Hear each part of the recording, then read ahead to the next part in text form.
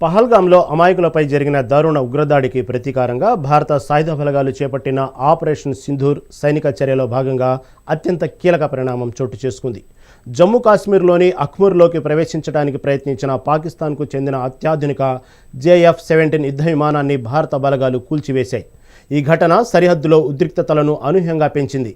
అఖ్మూర్ ప్రాంతంలోని సుంగల్ సమీపంలోని రాజ్చక్ గ్రామంలో కూల్చివేయబడిన ఈ JF-17 విమానం శిథిలాలు పడిపోయాయి. పాక్ యుద్ధ విమానం భారత్ గగనతలం వైపు రావడానికి ప్రయత్నించి కూల్చివేతకు గురి కావడం ఆపరేషన్ సింధూర్ తీవ్రతను చాటి చెప్తుంది.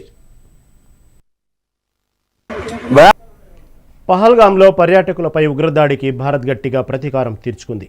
పాకిస్తాన్ భూభాగంలోని 9 ఉగ్రస్థావరాలపై విరుచుకుపడింది.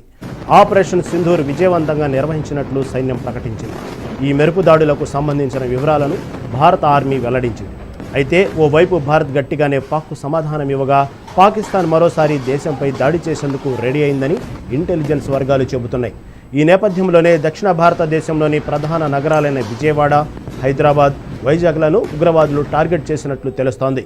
దీంతో ఈ 3 నగరాల్లో పోలీసులు అలర్ట్ ప్రకటించారు. మరోవైపు ఇవాళ దేశవ్యాప్తంగా మాక్ డ్రిల్ నిర్వహిస్తున్నారు. ఇక